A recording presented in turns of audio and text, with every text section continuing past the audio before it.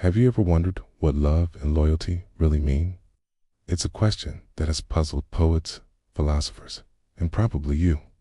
Scrolling through your phone at 2 a.m., we often see these grand, cinematic displays of love in movies' dramatic airport scenes, declarations in the pouring rain. But is that what it's all about? Let's take a journey together, not through a cheesy rom-com, but through a story that might just change how you see everything. Imagine a little town, nestled between rolling hills, where an old clockmaker named Arthur lived. Arthur wasn't famous, nor was he rich. But he had something far more valuable, a love story with his wife, Eleanor. That was the quiet talk of the town. They met when they were young, full of dreams and wild ideas. He promised her the moon. She promised him forever. His life, however, had other plans. It wasn't always grand adventures. It was leaky faucets, forgotten anniversaries, and arguments over which way the toilet paper should hang. Yes, even soulmates argue about that. One year, a fierce storm ripped through their town, tore down trees, flooded streets, and knocked out the power for weeks. The town's grand clock tower, a historical landmark, was badly damaged. Its hands were frozen. Its gears were rusted shut. The townsfolk were devastated. That clock wasn't just a way to tell time. It was the heartbeat of their community. But repairs were expensive, and the town council decided it was a lost cause. But Arthur, the quiet clockmaker, couldn't accept that. He remembered a promise he made to Eleanor under that very clock tower on their first date. It said, "As long as that clock is ticking, my heart will tick for you." Cheesy. Maybe. But for him, it was a vow. Seeing it broken felt like a piece of their story was broken too. So, every single morning, Arthur would climb the rickety stairs of the clock tower with his worn-out bag of tools. He was old now. His hands weren't as steady, and his eyes weren't as sharp. The townsfolk would watch him, shaking their heads. He's wasting his time. Some would whisper, "It's a hopeless task." Even Eleanor, worried for his health, gently asked him to stop. "My love," she'd say, "you don't need to prove anything." But Arthur would just smile and kiss her forehead. "This isn't about proving anything," he told her. "It's about keeping a promise. This, right here, is our first clue about loyalty. Loyalty isn't just about sticking around when things are easy. It's not just about saying, 'I love you.' It's the silent, thankless work you put in when no one is watching. It's showing up, day after day, for something or someone you believe in, even when the world tells you to give up. It's the doing part of love. Weeks turned into months. Arthur's workshop became a second home in the tower. He meticulously cleaned every gear, polished every spring, and recarved the wooden numerals by hand. He wasn't just fixing a clock, okay? He was piecing together memories. He remembered Eleanor laughing as they danced in the town square. He remembered holding his children's hands as they looked up at the clock, learning to tell time. Each tick and tock he was trying to restore was a beat of his own life's soundtrack. Meanwhile, a young journalist named Leo arrived in town. He was looking for a big, sensational story to make a name for himself.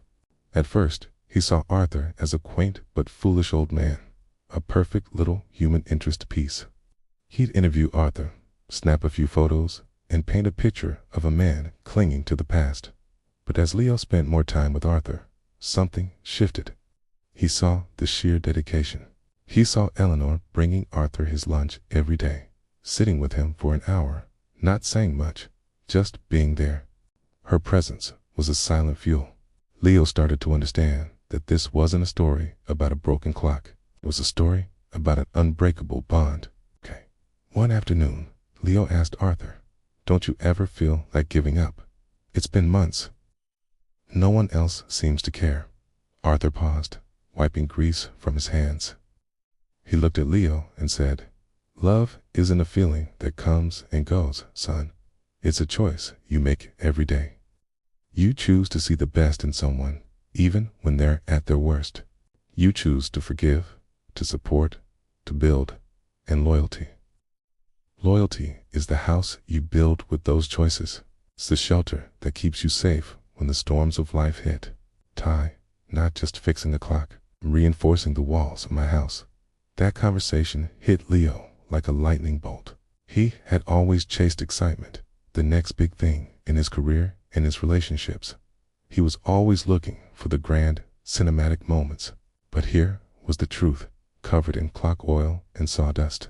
True love wasn't about the fireworks. It was about being the person who's willing to sit in the dark with you after the fireworks have faded and patiently help you find the matches. This brings us to the core of it all. We often confuse love with infatuation, that dizzying, exciting, can't eat, can't leave feeling. That's the spark.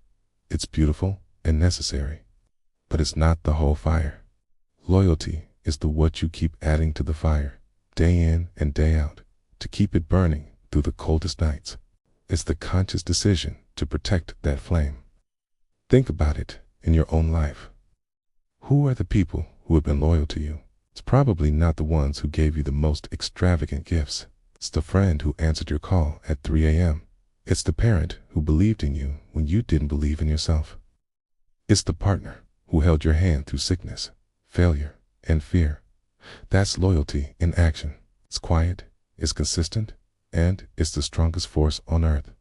Back in our story, Leo's article wasn't the sensational piece he'd planned. Instead, he wrote a heartfelt story about Arthur and Eleanor, about promises and the quiet power of devotion. The story went viral. People from neighboring towns, touched by the tale, started sending donations. Volunteers arrived, offering to help. The town council, seeing the outpouring of support, finally allocated funds. The tide had turned, not because of a miracle, but because one person's loyalty inspired a community. The clock tower became a symbol of hope. Finally, the day came. The entire town gathered in the square. Arthur, with Eleanor by his side, pulled the final lever. There was a moment of tense silence, and then a deep, resonant chime echoed through the valley, and then another. The clock was alive. The crowd erupted in cheers. But Arthur only looked at Eleanor, whose eyes were filled with tears of joy. He leaned in and whispered, "The clock is ticking, it's my love." And she whispered back, "And my heart is ticking for you." In that moment, everyone in the square understood. Love isn't just a promise whispered in the moonlight. Peel, it's a promise kept in the broad daylight, through sweat and struggle. Loyalty isn't a chain that binds you. It's the anchor that holds you steady. So, what's the takeaway from my little story? It's that love is a verb, and its most powerful form is loyalty. It's about showing up. It's about building, not just feeling.